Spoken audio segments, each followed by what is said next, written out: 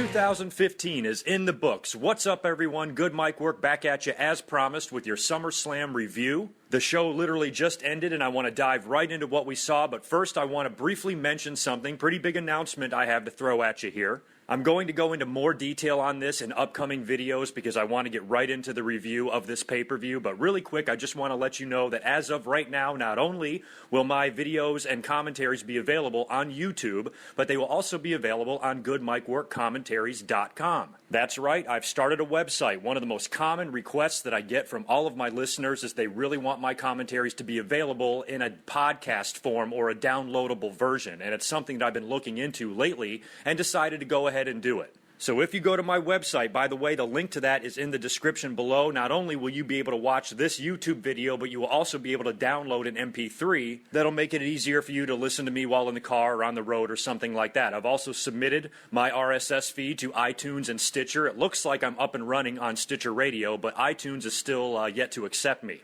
I expect that to be coming very soon, so basically that's the big news. All of my commentaries are now going to also be available in a downloadable podcast form for you guys to be able to listen to on other platforms other than YouTube. I think that's going to please a lot of you, and I'm very, very excited about it. And please keep checking my website because a lot of announcements that I make and anything Good Mic Work channel related will also be posted there. And you can navigate all of my stuff right from that page. You can find both of my YouTube channel links there, Facebook, Twitter, my playlist on Stitcher, and even set myself up with a Patreon account. So there's all sorts of shit over there. Take a look, and I appreciate all of your support, and I'm very, very excited about this upcoming expansion. But we will talk much more about that later. I am here primarily to talk about SummerSlam 2015. Now, as I was reading Twitter throughout the night, and I was tweeting throughout the entire duration of the show, the reviews are very, very mixed. I tried my best to be optimistic and positive about this show. I will admit it wasn't a spectacular show, definitely not one of the best SummerSlams I've ever seen. I've been hearing the term glorified Raw or 4-hour Raw thrown around a lot in the last couple of hours. I maybe halfway agree with that. Unfortunately, not all pay-per-views are going to hit them out of the park. I don't think it was from a lack of effort of any of the boys or anything like that. And we were in front of a Brooklyn audience tonight, and those people are not shy about letting their feelings be known, and they were giving it to some people, especially Roman Reigns and John Cena. Man, the boos were off the charts tonight for those two guys. Let's start right at the top with the main event. A lot of mixed feelings on this. I honestly don't have a problem with it because I expressed my concern in previous commentaries about this main event. I did not want to see The Undertaker, even though I'm a huge Undertaker fan, respect him probably more than anybody else I do in the wrestling business. I still didn't know how comfortable I felt with this 50-year-old going out there and just beating this unstoppable beast, somebody that's just been mowing over everybody for the past 3 years and showing no signs of slowing down, just to go out there and lose a straight-up match. I really didn't want to see that. I don't want to use the term burial or anything like that. I don't think it would have buried Brock or destroyed him or anything like that. I just personally didn't want to see it. They built Brock so hard, it's so unstoppable, and for him just to be able to lose a match like that to, yes, it's The Undertaker, yes, he is a legend and an icon, but he's also 50 years old, and the fans now can see his limitations. I didn't think a straight-up victory for The Undertaker was going to be that great. So the fact that they threw in some shenanigans in this match and there was that funny finish, it still kept Brock a badass and a beast. Paul Heyman was livid after the match. He even cut a small promo. This is fucking horseshit. Here is your winner, Brock Lesnar. Undertaker was tapping out. The bell rang, the referee fucked up or whatever, and Taker scored a bullshit win over Brock Lesnar. I'm fine with this finish because it doesn't do anything to harm the status of Brock Lesnar that they've worked so hard to build. I mean, this guy's fucking awesome. And the match, believe it or not, I didn't hate either. I thought it was a lot better than the WrestleMania 30 match. Undertaker, he still got it. The crowd was giving him a lot of respect tonight. He was out there doing his moves for as old and as limited as he is still going out there and performing. He never ceases to amaze me, and the match was very, very old school, which I liked. The match was slower and methodical, but not nearly as boring as the WrestleMania 30 match, and they told a great story. You weren't going to watch this match for top rope Hurricane Ranas. You were going to watch this match for the in-ring story, and they told a great one tonight. How great was the spot? How great was the moment where Brock Lesnar sits up and starts laughing, just like he did last year to John Cena. And then Undertaker sits up and looks at him and starts laughing. I don't know. You guys can correct me if I'm wrong. Have we ever seen The Undertaker laugh before? I mean, maybe in the Ministry of Darkness days, maybe he did a sinister laugh, like a or whatever like that. But have we ever seen him just completely laugh the way he did right in Brock Lesnar's face? That was fucking great. That's why I'm a pro wrestling fan, is because I don't need a lot of glitz and glamour and flashy fucking moves. I just need two guys in there telling a good in-ring story, and that's what they did. And I guess we can all start speculating now as to why, in fact, the bell did ring. A lot of us were wondering what kind of a finish they were going to do for this. A lot of people were speculating Kane. A lot of people were speculating Sting. 1995 is when Jerry Lawler brought that evil dentist into the WWE, and he had his match with Bret Hart. That was 20 years ago. Just as a nice little homage to that, I would have loved to see an appearance from Kane tonight. But we didn't, but I'm sure there's going to be more than meets the eye to this story. And what gets me thinking is it might not be over. There was no conclusion here. You know, this story and this feud should stay pretty bitter. I don't know what Brock is going to do, if he's just going to take some time off now, or if they're going to do something to write him off of TV. So one or both of these motherfuckers better be on the show tomorrow night. And I also mentioned in my last commentary, my predictions video, about the possibility of a third match. And I said maybe these guys could go again at WrestleMania 32 and sort of, you know, your rubber match of this era anyway. And maybe Brock Lesnar can beat The Undertaker again in his retirement match. You combine that with the Hall of Fame, and that could be his nice send-off. Brock Lesnar would be his last big program that spanned, 2 years by the time it's all said and done? So maybe that option is not so far-fetched anymore. I know a lot of their fans have their hearts set on Sting and Taker, but you never know where they're going to go from here. And after what we saw tonight on SummerSlam, I can't imagine these two guys just going their separate ways now. They have to continue this. And there's got to be hell to pay for someone for fucking the main event of SummerSlam up like this. So hopefully tomorrow night on Raw we will get a few of our questions answered. As far as the finish goes, I know it's going to be highly controversial. People are already sending me, a lot of mixed opinions about what they thought about the show. Some people absolutely hated it. I've seen people already just in the last hour completely rip not only the show but the main event apart. I don't know if I'm going to really agree with that wholeheartedly, maybe a little bit, but the main event was something that I really didn't have a huge problem with. I'm just glad they got out of it without anything too disappointing. For main event purposes, I do think that match exceeded expectations. I was worried that it was going to really suck, and it did not. And it was definitely a hell of a lot better than the WrestleMania 30 match. We will talk more about this situation in my Raw review that will be up on Tuesday. Let's move on to the second biggest thing that took place on SummerSlam, and that, of course, is the WWE World Heavyweight title match versus the United States title match. Title for title, John Cena versus Seth Rollins, winner take all. I said all along, right from the start, that don't worry, John Cena is not going to win the belt. He has a terrible record at SummerSlam. You guys are going to have to fill me in on what that is now. I don't know how many of these things he's lost in a row. I think 5 or 6. Other than that Nexus match a few years back, I cannot remember John Cena having a good SummerSlam, at least in recent memory. And this match was no different. I didn't expect him to win the WWE title. I didn't think it would make any sense for him to. He just debuted that new shirt with a big 1-5 on the back. If they were going to give him the belt, they would have waited 2 extra weeks and put a 1-6. Also, that match was mid-card. Do you realize that? 3 matches came after the WWE title match at SummerSlam. So if Seth Rollins' reign, the reign which was launched in such grand fashion at WrestleMania 32, if that is going to come to an end, it's not going to come to an end in the middle of a card of a pay-per-view. You got to save that shit for your grand finale. But what's even more surprising is they actually did have a definitive winner in this thing. I thought for sure they were going to just do something fishy with Sheamus to where he could come out and both guys would somehow wind up keeping their respective titles. That's what I thought they were going to do. Either that or Sheamus would actually cash in successfully. And during the match, I was thinking that maybe he would come out and cash in unsuccessfully because, as we know, they gave him the victory in the opening match against Randy Orton. So he had a big victory earlier on in the night. That made me think that maybe it would be okay if he was to unsuccessfully cash in the briefcase, and if Seth was able to beat both Sheamus and John Cena, he would go so insane about that on Monday Night Raw. But they did us one even better. Seth Rollins actually beat John Cena, and he is our new United States champion. So John Cena's United States title reign is over. But the outcome, seeing John Cena not walk out of there as the WWE champion, really didn't surprise me at all. What did surprise me, though, is that not only, number one, did he lose the United States title, but it was how he lost it. I joked in my predictions video about how excited I was that Jon Stewart was hosting SummerSlam because I'm a big Jon Stewart fan. And I said, there's no way he's going to get involved in the title match. But then again, he has had some run-ins with Seth Rollins. Maybe he could, but I highly doubt it. There's no way. And sure enough, fucking Jon Stewart ran out there. which I have no problem with. I don't give a shit which way all the fans want to slice and dice all this shit up to make them hate John Cena even more. I don't know how they're going to find a way to put this on his shoulders. But I'm certain this victory by Seth Rollins isn't going to be good enough for them. But to me, anything was good enough as long as it meant John Cena did not walk out of there WWE World Heavyweight Champion. I would have been genuinely disappointed if John Cena would have won the title tonight. So Jon Stewart coming out there baffled me, but I was like, hell, why not? You know, maybe it can be good. And the only issue I have is that Jon Stewart kind of botched the finish.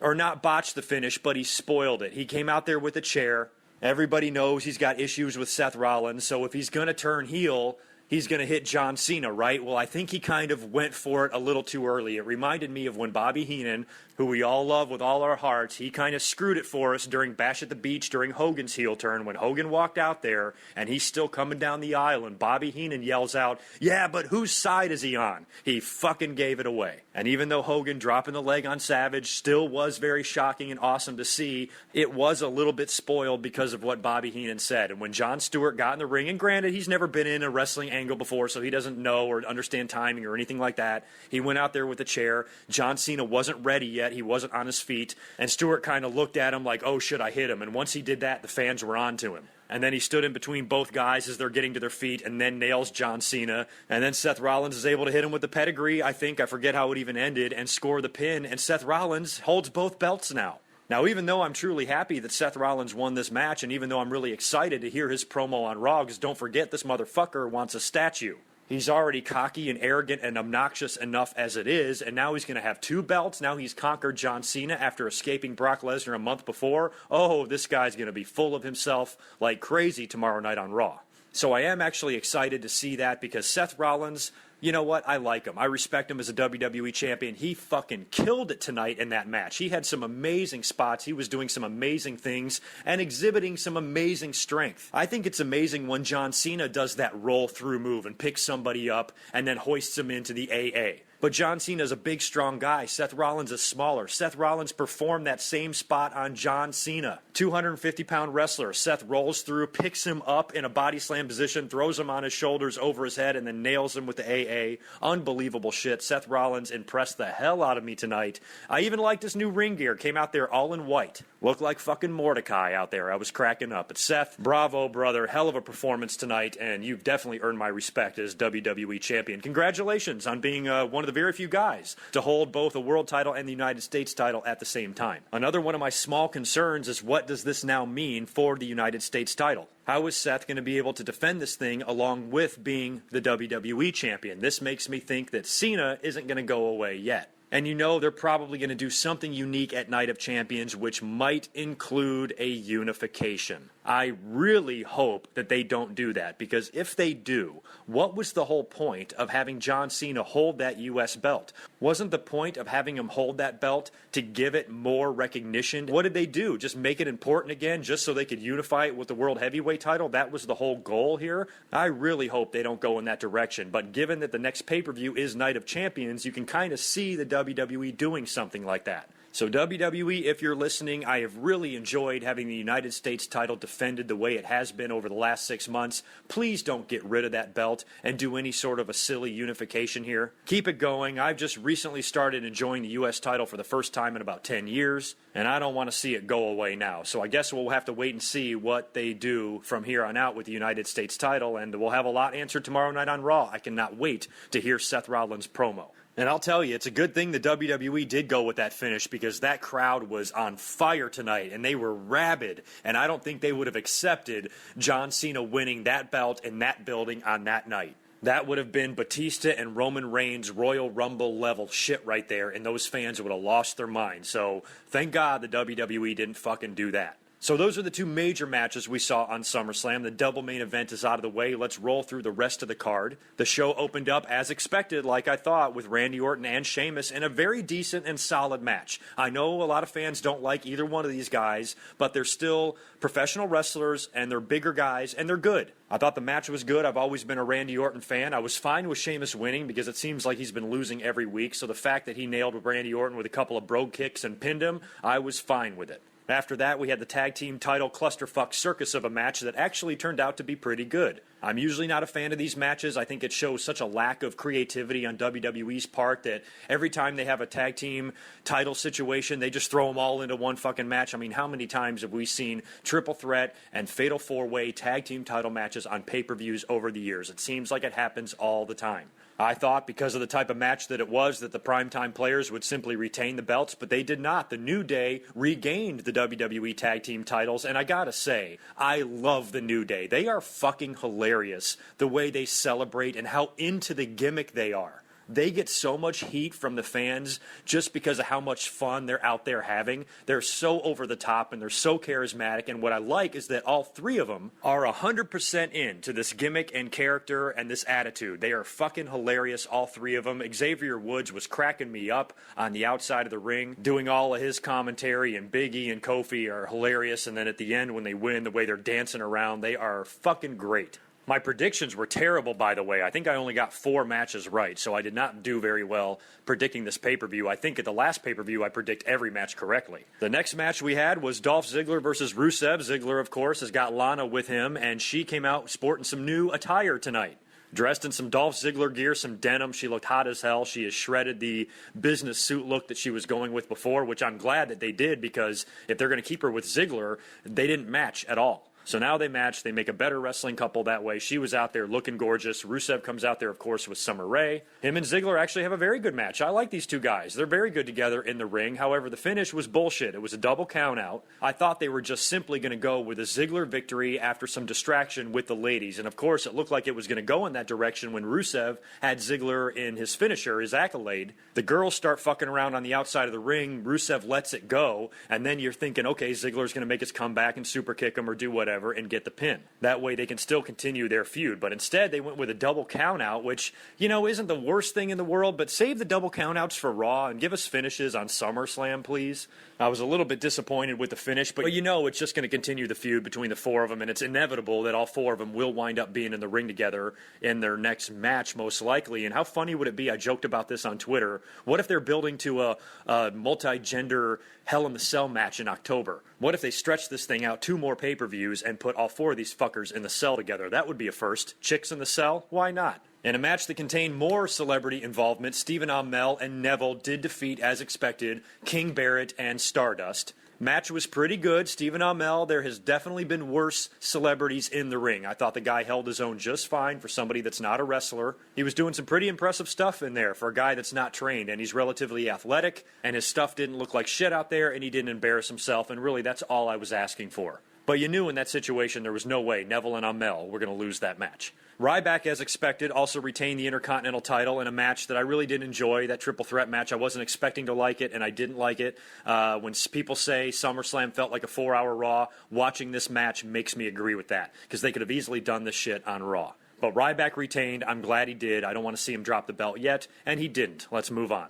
The big heel turn that some of us were speculating about Dean Ambrose did not turn out to happen. I actually could sense that right as the match started. I even tweeted that I just didn't feel that that was going to happen at this point. The way the show had been going so far, I just didn't see it happening in that particular time on the card and where the show was headed so far. To me, it just didn't feel like it was going to happen. And once I came to that realization, I was saying to myself, well, if Ambrose does not turn heel, there is no way in hell that him and Roman Reigns are going to lose this match. Bray Wyatt already fucked Roman Reigns over in Money in the Bank. Then he defeated him at Battleground. He's not going to go out there and have another match with him on another pay-per-view and defeat him again unless you have something like a heel turn take place. So once I started to sense that they were going to go in the straight-up match direction, I immediately changed my prediction and kind of had a feeling that Ambrose and Reigns were going to win, and they did. The match wasn't that great because the fans, you know, I like Roman Reigns. I defend Roman Reigns. I think the fans with Roman Reigns, it's a little different than John Cena. I think John Cena, with the fans, they're just so fucking sick and tired of him. But Roman Reigns hasn't been around for 10 years. Their hatred towards him is more towards the WWE because they feel the WWE pushes him. But I'm the one that's been saying, hold the phone here. The WWE listened to everybody, and they pulled back on Roman Reigns, and they're just having him in semi to mid-card to semi-main event matches on just about every pay-per-view, and I hardly see how that's the worst thing in the world, and I think the over-booing of Roman Reigns is more of a trendy issue than the fans' real feelings. Where John Cena, I truly think when the fans boo him, they genuinely hate him. Roman Reigns, the fans, I feel like they're just booing him just to be assholes. Big, powerful, nasty, athletic Samoan. What the fuck is not to like? I don't understand some wrestling fans. It would be one thing if this guy was clueless or didn't know what the fuck he was doing or couldn't have a match or couldn't perform in the ring or anything like that, but that's not the case. He's actually pretty fucking good. I wish everybody would give him a break, and a lot of people wanted to see him turn heel. I would have actually been fine with that. You know, I'm the type of guy that says, fuck, if the fans want to boo you, let them boo you. And poor Roman Reigns, is this guy ever going to have a conventional entrance in the WWE? I know some fans might not think about stuff like this, but I do. You got to think what every wrestler goes through before a match, before they step through the curtain to enter the ring. They're standing there at Gorilla getting last-minute instructions, watching the monitor, waiting for their cue. Roman Reigns has no such benefit. He has to stand up there near the fucking concession stand somewhere and come down through the jackasses all the way through the ring. It's like, I wish one day Roman Reigns can just come down the aisle. And speaking of coming down the aisle, Dean Ambrose, what the fuck? You're not going to accompany your brother through the crowd? You're going to let him do that shit all by himself? Why not rekindle some of your Shield days and give the fans a little throwback to that in New York at SummerSlam and come down the crowd with your Shield brother? On to the Divas match now, and another match that I predicted wrong. I actually thought this would be a good spot for the cowardly, overmatched heels, Nikki and Brie, to actually win one here. And it could also set up a Divas title match at Night of Champions, where Nikki would undoubtedly drop the Divas title. I think it's definitely time. I did not want one of these new NXT Divas to come in the way Paige did. As much as I love Paige, I really wasn't a big fan of her coming in and winning the Divas title on her first night. I'm glad they didn't do that this time around with Charlotte or Sasha or Becky, but now that they've been there for a couple of months, they are impressing the hell out of everybody. One of them has got to get a title shot against Nikki at Night of Champions. What I thought they were going to do was have Nikki win in some dirty way setting up this match, but no, these girls actually won again. And I got to give just a little bit of shit to some of you as well. When I mentioned this possibility, I can't believe how many people thought that would kill the Divas Revolution or whatever. No, GoodMicWork, you can't have Nikki and Brie win. Not ever, ever, ever, ever can they win. Otherwise, the whole gimmick is dead. Bull fucking shit. That is the most absurd thing I have ever heard. Let me tell you something. Sasha and Charlotte and Becky, they're great, but they're not Brock Lesnar. They're not unbeatable. And if you give someone like Nikki and Brie, I'm not saying Nikki has to make one of these bitches tap out clean. All I'm saying is the Bellas need to cheat and pull some shit to steal a victory. That's all. The fact that some of you can translate that into the Divas Revolution will die is amazing to me. I don't think it would have done anything to harm anybody. Nikki and Brie have been jobbing and tapping and getting pinned by these girls for weeks on TV. I thought they were due, or long overdue, to be thrown a bone here and given one victory. They can cheat or whatever. That's what heels do. I thought tonight would have been a good night for Nikki to score a pinfall on someone, setting up a Divas match at Night of Champions where she will drop the belt. And I think it would have made sense, and I'm surprised they didn't go in that direction, but that does not mean I'm upset at the outcome. I love these new girls. Seeing them reign supreme every week is not the worst thing in the world, and I will talk about NXT TakeOver, speaking of girls, here at the end of the video. And the final match I'll talk about is Kevin Owens versus Cesaro. This match came right before Brock Lesnar and The Undertaker. These two guys, huge fan favorites with the internet wrestling community and smart wrestling fans and shit like that. They're going on second to last at the second biggest pay-per-view of the year. What was all that talk about these guys being buried again? These guys are featured high on the card at SummerSlam, and they weren't given fucking 3 minutes to go out there and have a quick match to give the fans a breather before the main event. They were given some time. I mean, it wasn't a 30-minute affair or anything like that, but they were given significant time, and they put on a very good match, I thought. And this is one of the rare matches that I actually predicted correctly here. I think Kevin Owens had to win this match because we knew he was not going to be winning the NXT title the night before. And for him to come out on SummerSlam and lose another one, I had a hard time seeing that happen. So he went out there and won a high-profile match against great competition and the match before the main event, and he won clean. So that, in a nutshell, is your SummerSlam. If I'm going to give it a rating out of 10, I'm going to say 7. I'll give it a 7. I know a lot of fans demand a lot. I sometimes myself can demand a lot. I'm not going to shit too hard on this pay-per-view. Yes, this was definitely not the greatest SummerSlam I have ever seen. I think last year was better. I think the year before was better. This show definitely had its share of problems and its share of disappointments, but all in all, I still found myself enjoying the show for the most part. And seeing Undertaker and Brock, work a match. I mean, how many times do we even see The Undertaker in the ring these days? That's pretty significant. That had some pretty great moments in there. especially that spot where they're laughing at each other. You know, there was definitely some memories made tonight at SummerSlam, but I will admit that it probably wasn't as good as I was hoping it would be. I will talk more about this pay-per-view and the fallout from this pay-per-view on my Monday Night Raw review that will come up sometime on Tuesday. Before I get out of here, I do want to touch on the NXT TakeOver special that was on the WWE Network in the same building that SummerSlam took place in on Saturday night. I wasn't able to watch it live, but when I got home, I stayed up late and watched it. It was an amazing show. It was awesome to see all these young wrestlers perform in front of a crowd this big. This is probably the first time most of them have ever been in front of a crowd like this. Some of the highlights of the show included the opening match, Jushin Thunder Liger. Are you kidding me? In the WWE? That was pretty trippy to see that. I'm glad the WWE brought him in for this, and he got the win against Tyler Breeze. I also found myself enjoying the Samoa Joe and Baron Corbin match. I like that kid Corbin. He almost reminds me of like a 1989 Undertaker. Tall, big, yet lanky at the same time, athletic, can move around. He's kind of got those Mark Calloway-type qualities to him. I like him a lot, and of course, we all love Samoa Joe. Samoa Joe, I think, got the tap-out win in that. Either that or Corbin passed out, I can't remember. And how about the girls, huh? Man, oh man. Match of the year? I don't know. It could be. I wouldn't mind that at all at the end of the year when they give out those fucking Slammies if they gave the match of the year to some girls. Why not? Bayley and Sasha had a hell of a match. Highly entertaining stuff. I was on the edge of my seat for all of it. I could easily go back and watch that again. Really awesome to see that. Those girls are making the WWE and women's wrestlers and women all over the world very proud. My hat's off to them. Also, NXT tag titles changed. The Vaudevillains were able to defeat Blake and Murphy. I don't know too much about the NXT tag team division. I am familiar with these two teams. I've seen them work before. Glad Blake and Murphy dropped the belts. It seemed like it was time. And the ladder match, of course, Finn Balor defending the NXT title against Kevin Owens. I like the fact that this was a ladder match. That way you're not pinning Kevin Owens or anything like that. It's pretty obvious he's going to lose this thing. All we could do was hope for a great match between the two of them. And they gave us that. Some fans were a little disappointed with it, I guess, but as to somebody that doesn't watch a whole lot of independent wrestling or NXT, I was perfectly happy with the performance both of these guys gave. Balor hitting his finisher on the top of the ladder must have been a very difficult move to execute, and there was a few spots in that match that I was very impressed with, and I liked it a lot. Glad Finn Balor retained the NXT title. He is an extremely unique character. I cannot wait to see him come up to the main roster someday soon. That is one crazy-ass character, and I love it. Congratulations for him on retaining the NXT title. Congratulations to Kevin Owens for going out there and putting forth a hell of an effort and for winning a match 24 hours later at SummerSlam. The men and women down there in NXT are not fucking around. That is our future, and the future looks very, very bright. I want to get out of here now, but I have to mention one final thing that a lot of you have asked me to comment on, so I will briefly give my comments on it, and that, of course, is Greg the Hammer Valentine.